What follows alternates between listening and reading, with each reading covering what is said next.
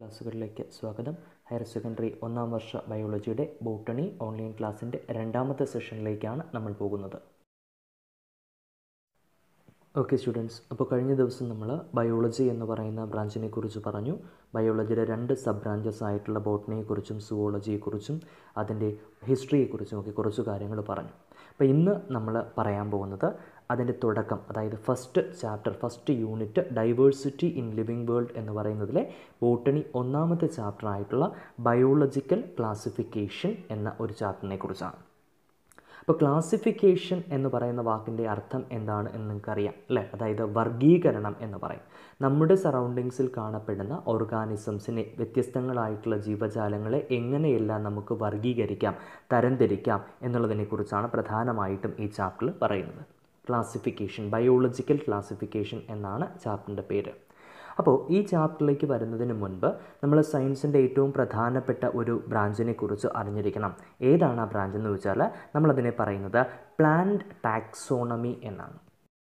Okay, അപ്പോൾ plant ടാക്സോണമിയിൽ ഒരുപാട് കാര്യങ്ങൾ വരുന്നുണ്ട്. പ്ലാന്റ് ടാക്സോണമി എന്ന് പറഞ്ഞാൽ the branch of botany which deals with the classification of variety of organisms found in our environment. അതായത് നമ്മുടെ ചുറ്റുപാടും കാണപ്പെടുന്ന ഓർഗാനിസംസ്, വ്യത്യസ്തങ്ങളായിട്ടുള്ള ഓർഗാനിസംസിനെ തരംതിരിക്കുന്ന അല്ലെങ്കിൽ തരംതിരിച്ച് പഠിക്കാൻ സഹായിക്കുന്ന ഒരു ബ്രാഞ്ചാണ് പ്ലാന്റ് ടാക്സോണമി എന്ന് പറയുന്നത്. അവിടെ തരംതിരിക്കൽ മാത്രമല്ല വരുന്നത്, മറ്റൊരുപാട് കാര്യങ്ങളുണ്ട്. ഇപ്പോൾ നോമൻക്ലേച്ചർ, പേരിടുന്ന രീതി വരുന്നുണ്ട്, അതുപോലെ ഐഡൻറ്റിഫൈ ചെയ്യുന്ന രീതി വരുന്നുണ്ട്, അതുപോലെ തന്നെ ഇതിൻ്റെ ഇവല്യൂഷണറി സിഗ്നിഫിക്കൻസ്, അതായത് പരിണാമപരമായിട്ടുള്ള ബന്ധങ്ങളെക്കുറിച്ച് പഠിക്കുന്ന കാര്യങ്ങൾ വരുന്നുണ്ട്. അതൊക്കെ നമ്മൾ വഴിയെ മനസ്സിലാക്കുന്നുണ്ട്.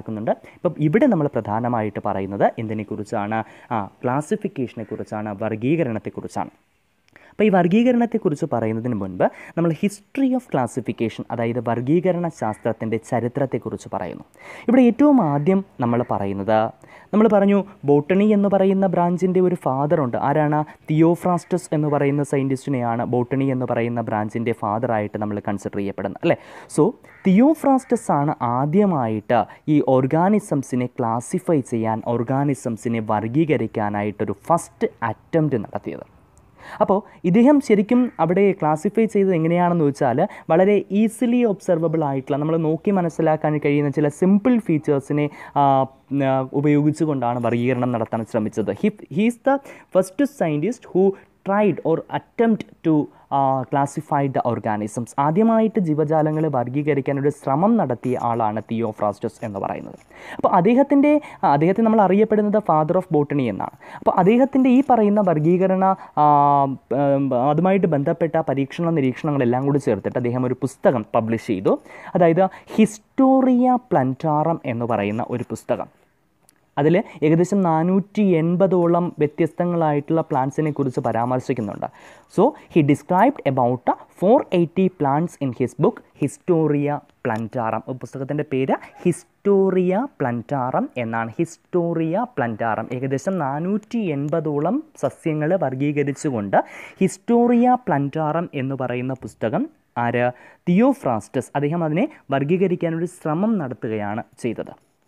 ഇനി അതിനുശേഷം ഏകദേശം 17-ാം നൂറ്റാണ്ടായപ്പോൾ അവിടെ ജോൺ റേ എന്ന് പറയുന്ന വളരെ പ്രധാനപ്പെട്ട, വളരെ വ്യക്തമായിട്ടും മനസ്സിലാക്കിയിരിക്കേണ്ട ഒരു കാര്യമാണ് ജോൺ റേ. ഈ ജോൺ റേ എന്ന് പറയുന്ന സയൻറ്റിസ്റ്റാണ് ആദ്യമായിട്ട് സ്പീഷീസ് എന്ന് പറയുന്ന ഒരു പദം പ്രപ്പോസ് ചെയ്യുന്നത്. എന്താണ് സ്പീഷീസ് എന്ന് ചോദിച്ചാൽ മോർഫോളജിക്കലായിട്ട് സിമിലറായിട്ടുള്ള, അതായത് എക്സ്റ്റേണൽ അപ്പിയറൻസ് നോക്കുമ്പോൾ അവിടെ സിമിലാരിറ്റി, സാമ്യതകളുള്ള ഒരു കൂട്ടം ജീവജാലങ്ങൾ, അതിനെയാണ് എന്തെന്ന് പറയുന്നത്? സ്പീഷീസ് എന്ന് പറയുന്നത്. അപ്പോൾ species means it's a group of morphologically similar organisms. ഘടനാപരമായിട്ട് എക്സ്റ്റേണൽ അപ്പിയറൻസ് നോക്കുമ്പോൾ അവിടെ സിമിലാരിറ്റി കാണിക്കുന്ന, സമാനതകൾ കാണിക്കുന്ന ഗ്രൂപ്പ് ഓഫ് ഓർഗാനിസംസിനെ വിളിക്കുന്ന പേരാണ് സ്പീഷീസ്. അപ്പോൾ ആ ഒരു പദം, സ്പീഷീസ് എന്ന് പറയുന്ന പദം ആദ്യമായിട്ട് പ്രപ്പോസ് ചെയ്യുന്നത് ജോൺ റേ എന്ന് പറയുന്ന സയൻറ്റിസ്റ്റാണ്. ഇനി ഈ ജോൺ റേക്ക് ബയോളജിക്കൽ ക്ലാസിഫിക്കേഷനിലുള്ള റോൾ എന്താണെന്ന് ചോദിച്ചാൽ അദ്ദേഹം ആദ്യമായിട്ട് ഏകദേശം 18,000 പ്ലാന്റ്സിനെയും ആനിമൽസിനെയും വർഗീകരിച്ചു. ഇതെങ്ങനെയാണ് നമ്മൾ മനസ്സിലാക്കിയത്? ഇദ്ദേഹത്തിൻ്റെ വർഗീകരണം അത് ഒരു പുസ്തകമായിട്ട് അദ്ദേഹം പബ്ലിഷ് ചെയ്തു. നേരത്തെ നമ്മൾ പറഞ്ഞല്ലോ, തിയോഫ്രാസ്റ്റസ് ഹിസ്റ്റോറിയ പ്ലാന്റാറം എന്ന് പറയുന്ന പുസ്തകത്തിൽ 480 പ്ലാന്റ്സിനെ വർഗീകരിച്ചതുപോലെ ജോൺ റേ എന്ന് പറയുന്ന സയൻറ്റിസ്റ്റ് എന്താ ചെയ്തത്? ആദ്യം സ്പീഷീസ് എന്ന് പറയുന്ന ഒരു പദം പ്രപ്പോസ് ചെയ്തു എന്ന് പറഞ്ഞു. അതിനുശേഷം അദ്ദേഹത്തിൻ്റെ ഹിസ്റ്റോറിയ ജനറാലിസ് പ്ലാന്റാറം, പുസ്തകത്തിൻ്റെ പേര് മറക്കരുത്, ഹിസ്റ്റോറിയ ജനറാലിസ് പ്ലാന്റാറം എന്ന് പറയുന്ന പുസ്തകത്തിൽ he classified 18,000 varieties of plants and animals. ഏകദേശം 18,000-ഓളം പ്ലാന്റ്സിനെയും ആനിമൽസിനെയും അദ്ദേഹം ക്ലാസിഫൈ ചെയ്തു. എന്നിട്ട് ഈ പറയുന്ന അദ്ദേഹത്തിൻ്റെ ഫേമസ് വർക്കിലൂടെ അത് ആളുകളിലേക്ക് എത്തിക്കുകയാണ് ചെയ്തത്. 18,000 ആ ഒരു വ്യത്യാസം. നേരത്തെ തിയോഫ്രാസ്റ്റസ് 480 പ്ലാന്റ്സിനെ ക്ലാസിഫൈ ചെയ്ത സമയത്ത് ഇവിടെ 17th സെഞ്ച്വറിയിൽ ജോൺ റേ എന്ന് പറയുന്ന സയൻറ്റിസ്റ്റ് അദ്ദേഹത്തിൻ്റെ ഫേമസ് വർക്ക് ഏതാണ്? Historia Generalis Plantarum. He tried to classify 18,000 varieties of plants and animals. 18,000-ഓളം പ്ലാന്റ്സിനെയും അനിമൽസിനെയും അദ്ദേഹം വർഗീകരിച്ചു. സോ ഇനിയാണ് നമ്മൾ ക്ലാസിഫിക്കേഷൻ്റെ ഏറ്റവും പ്രധാനപ്പെട്ട ഒരു തലത്തിലേക്ക് പോകുന്നത്. കാരണം നമുക്കിനി പഠിക്കാനുള്ള കാര്യങ്ങൾ ശരിക്കും ഇവിടെ മുതലാണ് സ്റ്റാർട്ട് ചെയ്യുന്നത്. അതായത് ഈ ജോൺ റേക്ക് ശേഷം വളരെ പ്രധാനപ്പെട്ട ഒരു സ്വീഡിഷ് നാച്ചുറലിസ്റ്റ്, അദ്ദേഹത്തിൻ്റെ പേര് കാൾ ലിന്നേയസ് എന്നാണ്. വളരെ ശ്രദ്ധിച്ച് പഠിക്കേണ്ടുന്നൊരു കാര്യമാണ്, കാരണം നമ്മുടെ ചാപ്റ്റർ തുടങ്ങുന്നത് ഈ സയൻറ്റിസ്റ്റിലാണ്. കാൾ ലിന്നേയസ് ഒരു സ്വീഡിഷ് നാച്ചുറലിസ്റ്റാണ്. അദ്ദേഹത്തെയാണ് നമ്മൾ ഫാദർ ഓഫ് ടാക്സോണമി ആയിട്ട്, അതായത് ടാക്സോണമി എന്ന് പറയുന്ന ഈ ഒരു ബ്രാഞ്ചിൻ്റെ ഫാദറായിട്ട്, പിതാവായിട്ട് കരുതപ്പെടുന്നത്. കാരണം ശരിക്കും ഒരു അംഗീകരിക്കപ്പെടുന്ന അല്ലെങ്കിൽ അക്സെപ്റ്റഡ് ആയിട്ടുള്ള, പൂർണ്ണമായിട്ടും അക്സെപ്റ്റഡ് നമുക്ക് പറയാൻ കഴിയുന്നില്ല എങ്കിലും നമ്മുടെ ചുറ്റുപാടുമുള്ള ഓർഗാനിസംസിനെ പ്രധാനമായിട്ടും പ്ലാന്റ്സ് എന്നും ആനിമൽസ് എന്നും പറയുന്ന 2 കാറ്റഗറിയിൽ ആദ്യമായിട്ട് വർഗീകരിക്കുന്നത് നമ്മൾ ഈ പറയുന്ന കാൾ ലിന്നേയസ് ആണ്. പൂർണ്ണമായും നമുക്ക് അക്സെപ്റ്റ് ചെയ്യാൻ കഴിയുന്നില്ല. അതിന് കാരണം എന്താണെന്നുള്ള കാര്യത്തെക്കുറിച്ച് നമുക്ക് പിന്നീട് പറയാം. അപ്പോൾ Carl Linnaeus, the Swedish naturalist who is considered as the father of taxonomy, he first classified the organisms into 2 groups. അദ്ദേഹമാണ് ആദ്യമായിട്ട് 2 ഗ്രൂപ്പായിട്ട്, 2 കാറ്റഗറി ആയിട്ട്, അതായത് പ്ലാന്റ്സ് എന്നും ആനിമൽസ് എന്നും പറയുന്ന 2 കാറ്റഗറി ആയിട്ട് ഓർഗാനിസംസിനെ ക്ലാസിഫൈ ചെയ്യുന്നത്. Carl Linnaeus, he is considered as the father of taxonomy. അദ്ദേഹം എന്താ ചെയ്തത്? നമ്മൾ നേരത്തെയുള്ള സയൻറ്റിസ്റ്റുകളൊക്കെ ചെയ്ത പോലെ തന്നെ അദ്ദേഹത്തിൻ്റെ ഈ പറയുന്ന വർക്കുകളെല്ലാം കൂടെ, അല്ലെങ്കിൽ നിരീക്ഷണങ്ങളെല്ലാം കൂടെ ഒരു ബുക്കായിട്ട് പബ്ലിഷ് ചെയ്തു. അദ്ദേഹത്തിൻ്റെ ബുക്കിൻ്റെ പേര് സ്പീഷീസ് പ്ലാന്റാറം എന്നും സിസ്റ്റമ നേച്ചർ എന്നുമാണ്. പുസ്തകത്തിൻ്റെ പേര് മറക്കരുത്. Species Plantarum and Systema Naturae 2 വർക്കായിട്ടാണ് പബ്ലിഷ് ചെയ്തത്. അതിൽ ഈ സ്പീഷീസ് പ്ലാന്റാറം എന്ന് പറയുന്ന അദ്ദേഹത്തിൻ്റെ ബുക്കിൽ ഏകദേശം 5,900 സ്പീഷീസ് ഓഫ് പ്ലാന്റ്സ്, ഏകദേശം 5,900 സ്പീഷീസ് ഓഫ് പ്ലാന്റ്സിനെ കുറിച്ചും ഈ സിസ്റ്റമ നേച്ചർ എന്ന് പറയുന്ന ബുക്കിൽ ഏകദേശം 4,200 സ്പീഷീസ് ഓഫ് ആനിമൽസിനെ കുറിച്ചും പറഞ്ഞു. ശരിക്കും പ്ലാന്റ്സിനെയും അനിമൽസിനെയും 2 തലങ്ങളിലായിട്ട് വർഗീകരിച്ചു. ഈ 2 തലങ്ങളിലായിട്ട് വർഗീകരിച്ചതിനെ സെപ്പറേറ്റ് ചെയ്തുകൊണ്ട് തന്നെ 2 ബുക്കുകളിലായിട്ട് തന്നെ പബ്ലിഷ് ചെയ്തു. ഏതൊക്കെയാണ്? In his book Species Plantarum he classified 5,900 species of plants, and in another book Systema Nature he classified 4,200 species of animals. Okay, അപ്പോൾ നമ്മൾ പറയാൻ പോകുന്ന കാര്യങ്ങളിലാണ് ശരിക്കും നിങ്ങളുടെ ഫസ്റ്റ് ഇയർ ബോട്ടണി തുടങ്ങുന്നത്. അപ്പോൾ നമ്മൾ പറഞ്ഞു നിർത്തിയത് എവിടെയാണ്? കാൾ ലിന്നേയസ് എന്ന് പറയുന്ന സ്വീഡിഷ് നാച്ചുറലിസ്റ്റാണ് ശരിക്കും പറഞ്ഞാൽ നമ്മുടെ സറൗണ്ടിങ്സിലുള്ള ഓർഗാനിസംസിനെ പ്ലാന്റ്സ് എന്നും ആനിമൽസ് എന്നും പറയുന്ന 2 കാറ്റഗറി ആയിട്ട് തരംതിരിച്ചത്, അല്ലേ? അതുകൊണ്ട് തന്നെയാണ് അദ്ദേഹത്തെ നമ്മൾ എന്തെന്നറിയപ്പെടുന്നത്? ഫാദർ ഓഫ് ടാക്സോണമി എന്നറിയപ്പെടുന്നത്. അപ്പോൾ ഇവിടെ ഈ ലിന്നേയസ് എന്ന് പറയുന്ന അദ്ദേഹത്തിൻ്റെ ഒരു ക്ലാസിഫിക്കേഷൻ സിസ്റ്റത്തിലാണ് തുടങ്ങുന്നത് എന്ന് ഞാൻ പറഞ്ഞു. ആ ഒരു ക്ലാസിഫിക്കേഷൻ സിസ്റ്റത്തെ അറിയപ്പെടുന്നത് 2 കിങ്ഡം ക്ലാസിഫിക്കേഷൻ എന്നാണ്. എന്താണ് 2 കിങ്ഡം ക്ലാസിഫിക്കേഷൻ? ശരിക്കും കിങ്ഡം എന്ന് പറയുന്നത് നമ്മൾ ടാക്സോണമിക് പ്രൊസീജിയറിൻ്റെ ഏറ്റവും ഉയർന്ന ലെവലിൽ നിൽക്കുന്ന highest level of taxonomic hierarchy എന്നതാണ്. അതിനെക്കുറിച്ച് നിങ്ങൾ ഫസ്റ്റ് ചാപ്റ്ററിൽ പഠിക്കുന്നുണ്ട് വിശദമായിട്ട്. നിങ്ങളുടെ ലിവിങ് വേൾഡ് എന്ന് പറയുന്ന ചാപ്റ്ററിൽ അതിൻ്റെ ഒരു പ്രൊസീജിയറിനെ കുറിച്ച് എങ്ങനെയാണ് നമ്മൾ ഓർഗാനിസംസിനെ അറേഞ്ച് ചെയ്യുന്നത് എന്നതിനെക്കുറിച്ച് പഠിക്കുന്നുണ്ട്. So the classification system proposed by Carl Linnaeus is called two kingdom classification. വേറെ ഒന്നുമില്ല, നമ്മുടെ ചുറ്റുപാടുമുള്ള ഓർഗാനിസംസിനെ രണ്ട് ലെവലായിട്ട്, രണ്ട് ഗ്രൂപ്പായിട്ട്, രണ്ട് കിങ്ഡംസ് ആയിട്ട് ക്ലാസിഫൈ ചെയ്യുന്നു. ഏതൊക്കെയാണ്? ഒന്നാമത്തേത് the first one is called plant kingdom and second one is called animal kingdom. അതായത് രണ്ട് ലാർജ് ഗ്രൂപ്പ്സ് ആയിട്ടാണ് ക്ലാസിഫൈ ചെയ്യുന്നത്. ഒന്നാമത്തേത് കിങ്ഡം പ്ലാന്റേ എന്നും രണ്ടാമത്തേത് കിങ്ഡം അനിമേലിയ എന്നും പറയുന്ന രണ്ട് ഗ്രൂപ്പുകളായിട്ട് തരംതിരിക്കുന്നു. സോ ഇനി നമുക്ക് ഓരോ ഗ്രൂപ്പിലും വരുന്ന ഓർഗാനിസംസ് ഏതൊക്കെയാണെന്ന് നോക്കാം. ഇപ്പോൾ അതിലാദ്യം നമ്മൾ കിങ്ഡം പ്ലാന്റേ അല്ലെങ്കിൽ പ്ലാന്റ് കിങ്ഡം എടുക്കുമ്പോൾ അതിൽ പ്രധാനമായിട്ടും വരുന്ന ഓർഗാനിസംസ് എന്ന് പറയുന്നത്, ശ്രദ്ധിക്കുക, പ്രോകാരിയോട്ടിക്, അതുപോലെ തന്നെ യൂകാരിയോട്ടിക്. ഇതെന്താണെന്ന് മനസ്സിലാക്കുക. പ്രോകാരിയോട്ട് എന്താണ്? യൂകാരിയോട്ട് എന്താണ്? പ്രോകാരിയോട്ട് എന്ന് പറഞ്ഞാൽ വ്യക്തമായ ഒരു ന്യൂക്ലിയസ്, മർമ്മമോ മറ്റ് കോശാംഗങ്ങൾ, അതായത് ഒരു ആവരണം കൊണ്ട് പൊതിയപ്പെട്ടിട്ടുള്ള കോശാംഗങ്ങളോ ഇല്ലാത്ത സെല്ലിനെ വിളിക്കുന്ന പേരാണ് പ്രോകാരിയോട്ട്. എന്താണ് prokaryote? There is no nucleus and membrane bound organelles. ഇപ്പം നമുക്ക് ഒരു സെല്ലിനകത്ത് നോക്കുമ്പോൾ അവിടെ ഒരുപാട് സെൽ ഓർഗനൽസ് അല്ലെങ്കിൽ കോശാംഗങ്ങൾ കാണാം അല്ലേ? ഈ കോശാംഗങ്ങളിൽ തന്നെ ചില സെൽ ഓർഗനൽസിനെ സറൗണ്ട് ചെയ്തുകൊണ്ട് ഒരു മെംബ്രെയിൻ കാണും, ചിലതിനെ സറൗണ്ട് ചെയ്തുകൊണ്ട് മെംബ്രെയിൻ കാണില്ല. അപ്പം അങ്ങനെ സെൽ ഓർഗനൽസിനെ, അതായത് മെംബ്രെയിൻ കൊണ്ട് സറൗണ്ട്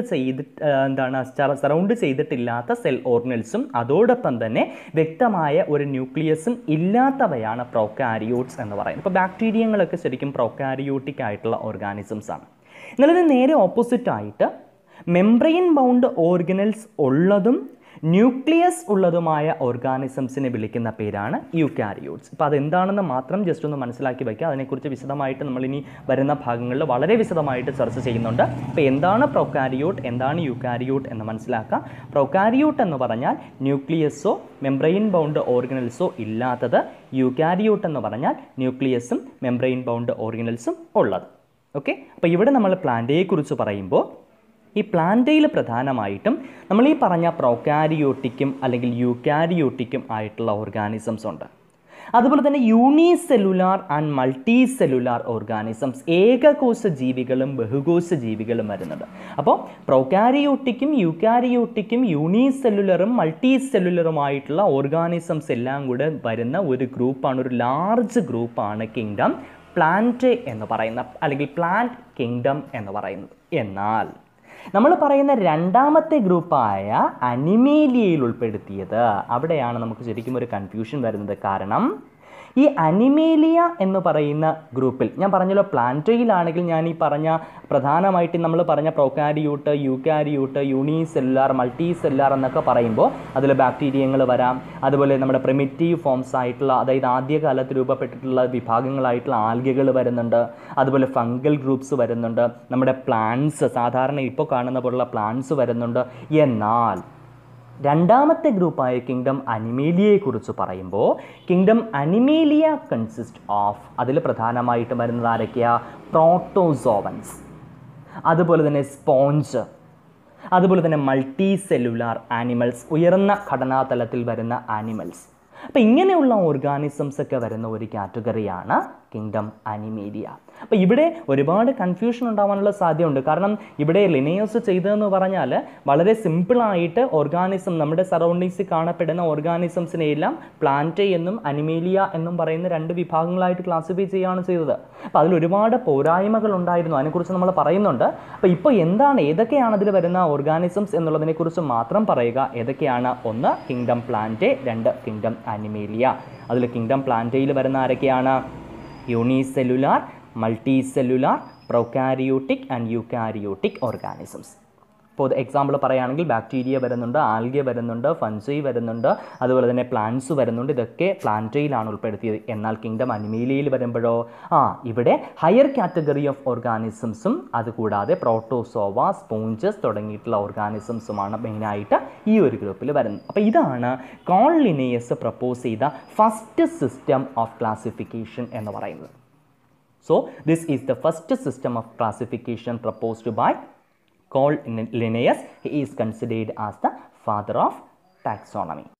അപ്പോൾ ഈ കോൾ ലിനേയസിൻ്റെ ക്ലാസിഫിക്കേഷൻ സിസ്റ്റത്തിൽ ഒരുപാട് പോരായ്മകളുണ്ടെന്ന് നമ്മൾ പറഞ്ഞു അല്ലേ. അത് വളരെ പ്രധാനപ്പെട്ട ഒരു ക്വസ്റ്റ്യൻ ആണ്. What are the demerits of Linnaeus classification അല്ലെങ്കിൽ ടു കിങ്ഡം ക്ലാസിഫിക്കേഷൻ? അപ്പോൾ അതിൽ പ്രധാനമായിട്ടുള്ള പോരായ്മകൾ എന്താണ് നമുക്ക് പെട്ടെന്ന് തന്നെ മനസ്സിലാക്കാൻ പറ്റും. കാരണം ഞാൻ നേരത്തെ പറഞ്ഞു, ഒരു ഗ്രൂപ്പിൽ തന്നെ പ്രോകാരിയോട്ടും യൂക്കാരിയോട്ടും വന്നു. കാരണം രണ്ടും രണ്ട് ലെവലിൽ നിൽക്കുന്ന ഓർഗാനിസംസ് ആണ്. ഒന്നിൽ ന്യൂക്ലിയസ് ഉണ്ട്, ഒന്നിൽ ന്യൂക്ലിയസ് ഇല്ല. ഒന്നിൽ സെൽ ഓർഗനൽസ് വരുന്നുണ്ട്, മെംബ്രെയിൻ ബൗണ്ട് സെൽ ഓർഗനൽസ് വരുന്നുണ്ട്, ഒന്നിൽ മെംബ്രെയിൻ ബൗണ്ട് ആയിട്ടുള്ള സെൽ ഓർഗനൽസ് വരുന്നില്ല. അപ്പോൾ രണ്ടും കൂടെ ഒരു ഗ്രൂപ്പിൽ ഉൾപ്പെടുത്താൻ പറ്റുമോ? ഇല്ല. സോ ദ ഫസ്റ്റ് ഡിമെറിറ്റ് എന്താണ്? Prokaryotic and eukaryotic organisms placed together. അതായത് നമ്മൾ ഈ പറഞ്ഞ പ്രൊകാരിയോട്ടുകളെയും യൂക്കാരിയോട്ടുകളെയും ഒരുമിച്ച് ഒരു ഗ്രൂപ്പിൽ ഉൾപ്പെടുത്തി എന്നുള്ളത് ഏറ്റവും പ്രധാനപ്പെട്ട ഒരു ഡ്രോബാക്ക് ആണ്, ഏറ്റവും പ്രധാനപ്പെട്ട ഒരു ഡീമെറിറ്റ് ആണ്. കാരണം രണ്ടിനെയും കൂടി ഒരുമിച്ച് ഉൾപ്പെടുത്താൻ കഴിയില്ല. അതുപോലെ തന്നെ നമ്മൾ എന്താ പറഞ്ഞ രണ്ടാമത്തേത്? Unicellular and multicellular organisms, ഏകകോശ ജീവികളെയും ബഹുകോശ ജീവികളെയും ഒരുമിച്ച് ഒരു ഗ്രൂപ്പിൽ ഉൾപ്പെടുത്തി. അതും കഴിയുന്നതല്ല. കാരണം രണ്ടും രണ്ട് ലെവലിൽ നിൽക്കുന്ന ഓർഗാനിസംസ് ആണ് അല്ലേ. Unicellular and multicellular organisms grouped together. അത് രണ്ടാമത്തെ ഡ്രോബാക്ക് അല്ലെങ്കിൽ രണ്ടാമത്തെ ഡീമെറിറ്റ് ആണ്. അതിനെ കുറച്ചുകൂടി വിശദമായിട്ട് നമ്മൾ നോക്കുമ്പോൾ അതിൽ വരുന്ന ഓർഗാനിസംസ്, ഇപ്പോൾ ബാക്ടീരിയ എന്ന് പറയുന്നത്, അതുപോലെ പ്ലാന്റ്സ് എന്ന് പറയുന്നത്, ഞാൻ പറഞ്ഞു ഫഞ്ചൈ എന്ന് പറയുന്നത്. ഇതിൽ പ്ലാന്റ്സ് നമുക്കറിയാം, പ്ലാന്റ്സ് സ്വപോഷിതങ്ങളാണ്, സ്വന്തമായിട്ട് ആഹാരം നിർമ്മിക്കുന്നവയാണ് അല്ലേ. എന്നാൽ ഫഞ്ചയോ ദ ഡിപ്പെൻഡ്സ് അതേഴ്സ്, മറ്റുള്ളവയെ ആശ്രയിച്ച് കാണപ്പെടുന്നവയാണ്. അപ്പോൾ സ്വപോഷിതങ്ങളും അതോടൊപ്പം തന്നെ പരപോഷിതങ്ങളും ഒരു ഗ്രൂപ്പിൽ വന്നു. അതും വളരെ പ്രധാനപ്പെട്ട ഒരു ഡ്രോബാക്ക് അല്ലേ ആണ്. അപ്പം നമുക്ക് എങ്ങനെ പറയാം? സ്വപോഷിതങ്ങൾ അല്ലെങ്കിൽ ഓട്ടോട്രോഫിക് ഓർഗാനിസംസ് എന്നാണ് നമ്മൾ പറയുന്നത്. ഓട്ടോട്രോഫിക് ഓർഗാനിസംസ് അതാണ് സ്വപോഷിതങ്ങൾ. അതുപോലെ തന്നെ ഹെറ്ററോട്രോഫിക് ഓർഗാനിസംസ്, പരപോഷിതങ്ങൾ എന്ന് പറയും. Heterotrophic organisms. So autotrophic and heterotrophic organisms are grouped together. ഇത് രണ്ടും ഒരു ഗ്രൂപ്പിൽ വന്നു എന്നുള്ളതും ആരുടെ? ലിനേയസിൻ്റെ ക്ലാസിഫിക്കേഷൻ്റെ അല്ലെങ്കിൽ ടു കിങ്ഡം ക്ലാസിഫിക്കേഷൻ്റെ ഏറ്റവും പ്രധാനപ്പെട്ട ഒരു പോരായ്മയാണ്. അപ്പോൾ എന്താണ്? Autotrophic and heterotrophic organisms grouped together. അപ്പോൾ നമ്മൾ പറഞ്ഞ എന്തൊക്കെയാണ്? ഒന്ന്, prokaryotic and eukaryotic organisms placed together. പ്രൊകാരിയോട്ടുകളെയും യൂക്കാരിയോട്ടുകളെയും ഒരു ഗ്രൂപ്പിൽ വന്നു. രണ്ട്, unicellular and multicellular organisms placed together. അതായത് ഏകകോശ ജീവികളും ബഹുകോശ ജീവികളും ഒരു ഗ്രൂപ്പിൽ വന്നു. മൂന്ന്, autotrophic and heterotrophic organisms placed together. അതായത് സ്വപോഷിതങ്ങളും പരപോഷിതങ്ങളും ഒരു ഗ്രൂപ്പിൽ വന്നു. ഇതും എന്തിൻ്റെ പ്രധാനപ്പെട്ട ഒരു ഡീമെറിറ്റ് ആണ്? ടു കിങ്ഡം ക്ലാസിഫിക്കേഷൻ്റെ പ്രധാനപ്പെട്ട ഒരു ഡീമെറിറ്റ് ആണ്. കഴിഞ്ഞില്ല.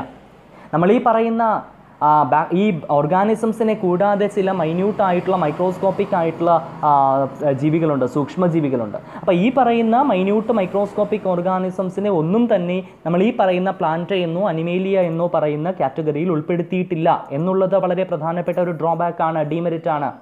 എന്താണ്?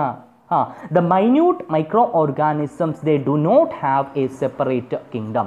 നമ്മൾ പറയുന്ന മൈന്യൂട്ട് ആയിട്ടുള്ള മൈക്രോസ്കോപ്പിക് ആയിട്ടുള്ള ഓർഗാനിസംസിന് സെപ്പറേറ്റ് ആയിട്ടുള്ള പ്രത്യേകമായിട്ടുള്ള ഒരു കിങ്ഡം കൊടുത്തിട്ടില്ല എന്നുള്ളതും ആരുടെ? ടു കിങ്ഡം ക്ലാസിഫിക്കേഷൻ്റെ ആര് പ്രപ്പോസ് ചെയ്ത?